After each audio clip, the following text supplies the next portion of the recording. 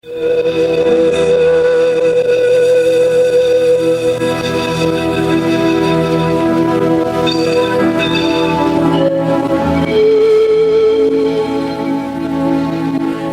horário, a emissora da Fraternidade Rádio Rio de Janeiro oferta ao seu coração mais um programa Culto Cristão no Ar.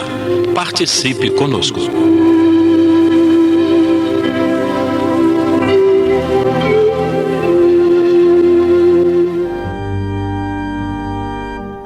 Olá, ouvintes, muita paz a todos.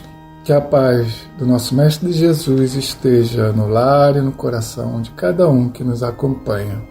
Estamos aqui iniciando mais um programa Culto Cristão no Ar, levando a mensagem do Cristo através do Evangelho segundo o Espiritismo ao nosso entendimento, aos nossos lares, aos nossos corações. Participando aqui do programa de hoje, eu, João Menezes, minha esposa Jane Chantre e meu pai Lidiane Barreto. Hoje, para quem já quiser se situar, nós vamos ler o último item do capítulo 3 do Evangelho, que é a progressão dos mundos. Mas antes faremos aqui a leitura da mensagem, que também tem a ver com o tema, como a gente sempre procura apresentar. O tema da mensagem é Progresso, é de Joana de Ângeles, psicografia de Valdo Pereira Franco, e está contida no livro Estudos Espíritas.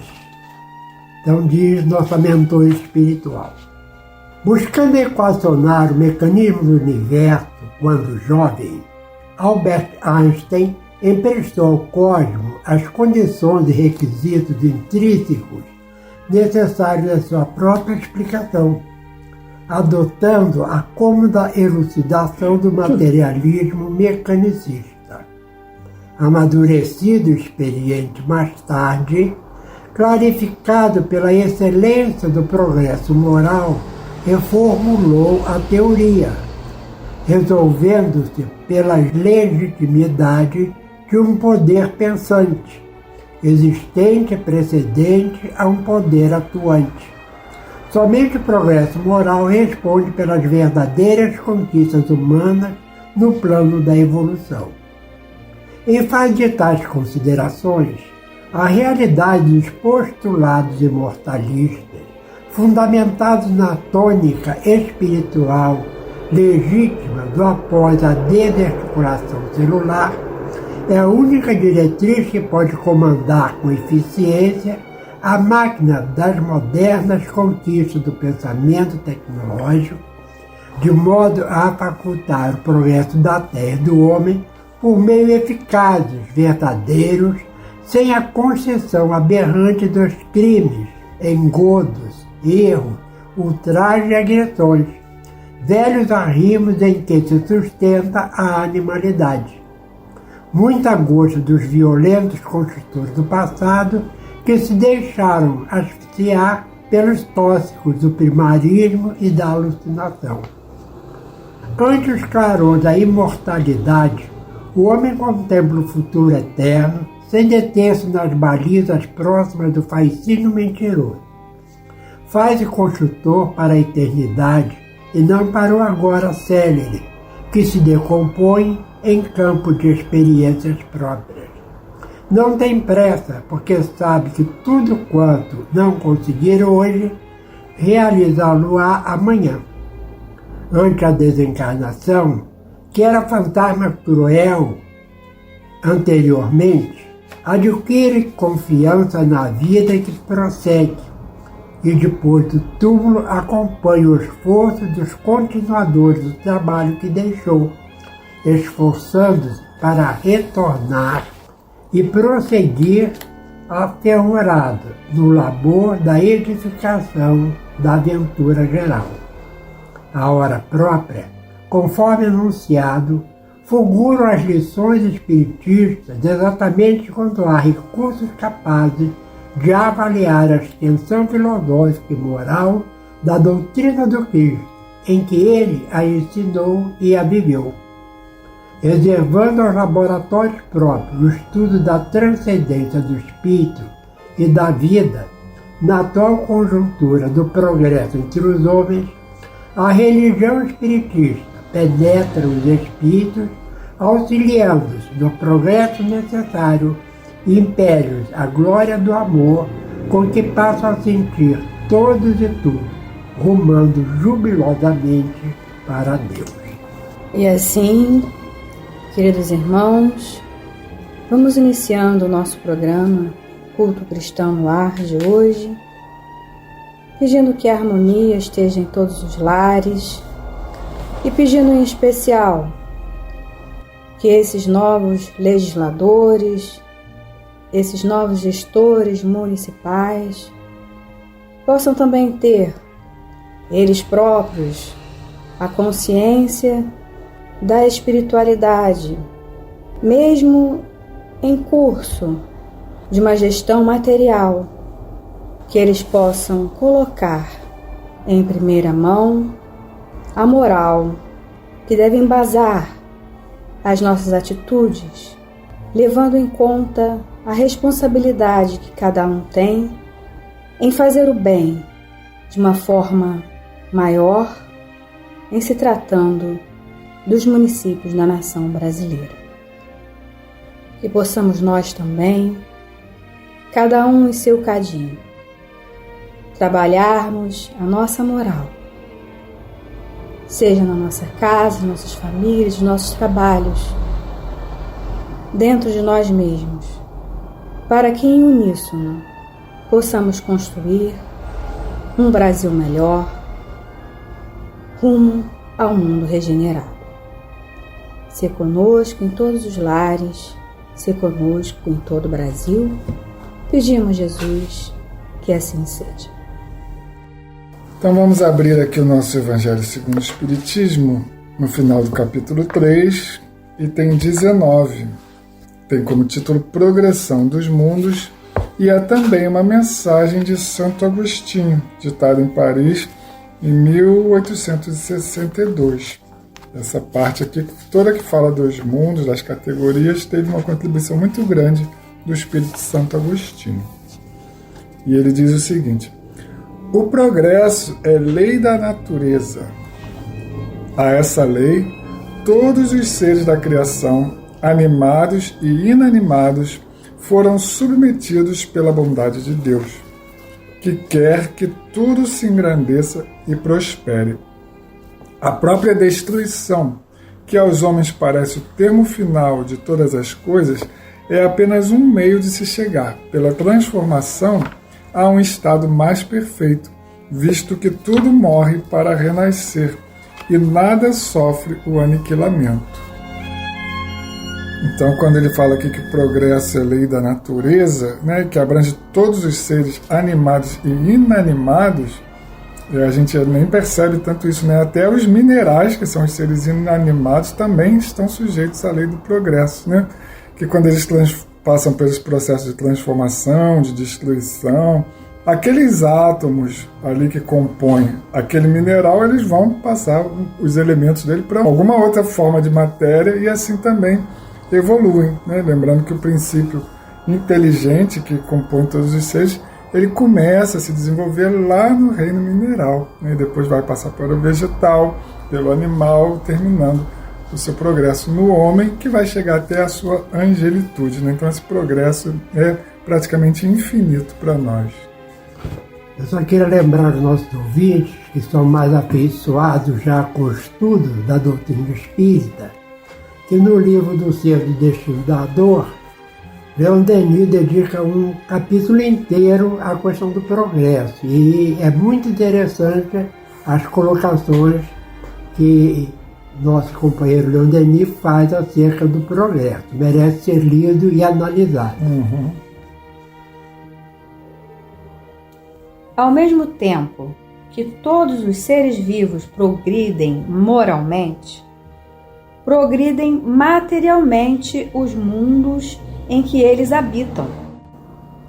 Quem pudesse acompanhar um mundo em suas diferentes fases, desde o instante em que se aglomeraram os primeiros átomos destinados a constituí-lo, vê-lo-ia a percorrer uma escala incessantemente progressiva, mas de degraus imperceptíveis para cada geração, e a oferecer aos seus habitantes uma morada cada vez mais agradável, à medida que eles próprios avançam na senda do progresso.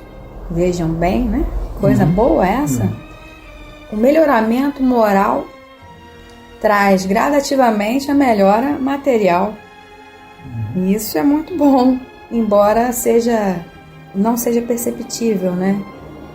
Essa escada que ele fala aqui da evolução, na verdade, ela é muito mais uma rampa do que uma escada, né? Porque a rampa não tem degraus, ela é contínua, né? E é perceptível, só vê que está subindo quando a gente chega lá e olha para trás, né? E aí, realmente, quando a gente olha para trás, a Terra, que a gente vê as fases anteriores, né? Muito calor, que devia ser, né? Muitos gases tóxicos. A atmosfera era praticamente irrespirável na época da criação da Terra, né? E o mundo foi evoluindo e vai se embelezando também, à medida que o tempo vai passando, os animais, tudo, as plantas vão ficando com formas mais harmônicas, né? E aí, continuando... Marcham assim, paralelamente, o progresso do homem, o dos animais, seus auxiliares, o dos vegetais e o da habitação, porquanto nada em a natureza permanece estacionário. Quão grandiosa é essa ideia e digna da majestade do Criador! Quanto, ao contrário, é mesquinha e indigna do seu poder, a que concentra a sua solicitude e a sua providência no imperceptível grão de areia que é a terra, e restringe a humanidade aos poucos homens que a habitam. Aí ele já está falando da pluralidade dos mundos habitados, né? O que ele está dizendo aqui no final é quanto mesquinha é a ideia de que só a Terra é habitada, né? O que me chamou a atenção nesse trecho aqui foi quando ele fala que faz parte da grandeza de Deus esse aperfeiçoamento dos mundos. E aí a gente pode pensar, mas por que Deus não criou o mundo perfeito, né? Deus criou então um planeta imperfeito, passível de ser melhorado, né? Porque se não está em processo evolutivo é porque ele não foi criado de forma perfeita. E isso tem a ver com a ideia que Deus tem de fazer com que nós sejamos artífices do progresso, né? Então, ele não cria os mundos sozinho, né? Ele convida espíritos já bem mais evoluídos do que nós a participar dessa criação dos mundos, né? Assim foi Jesus, espírito já muito evoluído, quando assumiu o planeta Terra, né? E esses espíritos, eles têm a oportunidade de desenvolver seus dons de criação, né? E aí aquilo vai sendo aperfeiçoado. Talvez não tivesse graça, podemos dizer assim, se o mundo já fosse criado perfeito, né? Porque não teria o que melhorar. Aí Allan Kardec, na Revista Espírita, de 1858, ele faz uma abordagem aqui muito interessante, dizendo o seguinte, já faz até uma comparação, né? Suponhamos agora um mundo entre os elementos maus que acabamos de ver, encontre-se alguns da segunda ordem, espíritos um pouco mais evoluídos.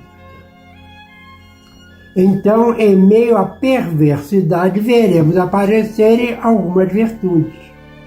Se os bons forem minoria, serão vítimas dos maus. À medida, porém, que se acentua seu predomínio, né, a ação dos espíritos de segunda ordem, a legislação torna-se mais humana, mais equitativa, e a caridade cristã deixa de ser para todos letra morta. Desse mesmo bem nascerá outro vício. A despeito da guerra incessante dos maus contra os bons, não pode evitar que se estimarem no seu foro íntimo, vendo o ascendente da virtude sobre o vício e não tendo força nem vontade de a praticar, procuram parodiá-la. tomam a sua máscara. Daí os hipócritas, tão numerosos em toda a sociedade, onde a civilização ainda é imperfeita. Então aqui ele mostra, essas disparidades que a gente observa aqui no nosso planeta.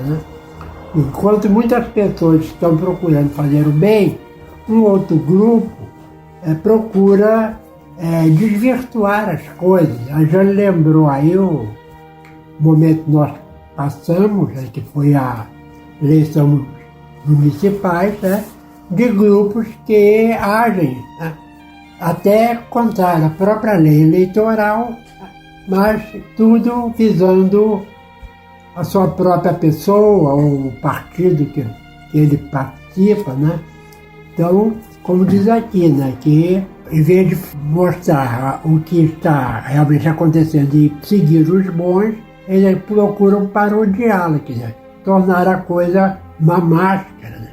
Aí isso aí é um ato de hipocrisia, mostrando que ainda na sociedade ainda não é uma sociedade perfeita. Está nessa fase de transição. Só que até essa hipocrisia, ela passa a ser um elemento de progresso, porque quando aquela pessoa que ainda não é boa, ela tenta imitar uma pessoa boa, nem que seja só para ficar bem na sociedade, criar uma máscara, ela está se mostrando um pouco melhor do que ela era antes, E isso também vai influenciar outras pessoas a quererem ser um pouco melhor, E até essa hipocrisia acaba sendo um instrumento de progresso para todos também, Quando a gente passa a querer imitar os bons, a gente acaba sendo bom. Uma hora a gente vai ser bom sem ser por imitação. Então termina aqui Santo Agostinho, em sua mensagem dizendo: segundo aquela lei, este mundo esteve material e moralmente num estado inferior ao que hoje se acha, e se alçará sob esse duplo aspecto a um grau mais elevado. Ele é chegado a um dos seus períodos de transformação, em que, de orbe expiatório, mudar-se-á em planeta de regeneração, onde os homens serão ditosos, porque nele imperará a lei de Deus. Então, Santo Agostinho está mostrando aqui que no final, os que aqui ficarem, os que herdarem a terra, já estaremos não só regenerados, como também a caminho para que o nosso planeta novamente salte um degrau e chegue a um planeta de todos. Então, vamos encerrar o nosso programa de hoje com o livro Cantigas de Vida, de Custódio Beiral, as seguintes estrofes. Visando a vida futura, damos valor ao presente, pois sabemos que a fatura vem nas mãos do inadimplente. Portanto, goza teus bens, tua saúde e saber. Enfim, conforme o que tens, procura a paz de viver. Vigia, porém, teus atos, palavras e pensamentos, porque aqui mesmo os Pilatos prolatam seus julgamentos.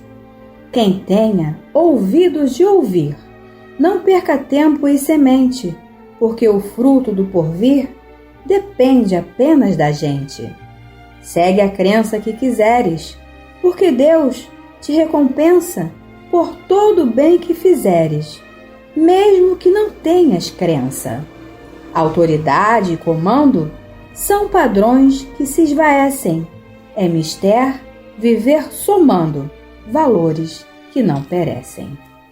E assim, Senhor, no final deste momento de reflexão, de estudo, nós te agradecemos essa oportunidade, dessa reunião, dessa reflexão que fazemos da nossa necessidade de buscarmos a nossa evolução individual e a evolução coletiva como consequência das nossas mudanças interiores.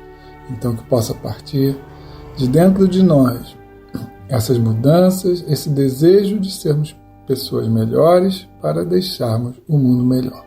Abençoa cada ouvinte e principalmente a nossa querida Rádio Rio de Janeiro, que nos permite estar aqui. Fica conosco, Senhor, que assim seja. Aproveitando que temos ainda uns minutinhos, queremos já divulgar que no segundo domingo de novembro, mês que vem, nós iremos realizar mais um domingo especial, que é aquele evento que a União Municipal Espírita de Nilópolis faz já há bastante tempo, tem mais de 20 anos, e que tem como finalidade ajudar a nossa emissora. Então fique atento que nos próximos programas nós iremos trazendo detalhes, mas anotem a data, segundo domingo de novembro, dia 10, lá no Recanto de Paz. O proprietário desencarnou no mês passado, mas seu filho, que está administrando agora aquele espaço, diz que tudo vai continuar e que nós teremos sempre aquele espaço à nossa disposição para esse evento. Então, 10 de novembro, das 9 às 17 horas, lá no Recanto de Paz. E vamos lembrar que a música espírita está no ar. Lembrem-se, dia 18 de outubro, sexta-feira, 19 horas, lá em Niterói, na sala Nelson Pereira dos Santos. Aproveitem para comprar os seus ingressos que já estão acabando. Entre no site da Rádio Rio de Janeiro, radioriodejaneiro.digital, e busque maiores informações. A música espírita está no ar. 53 anos de Rádio Rio de Janeiro.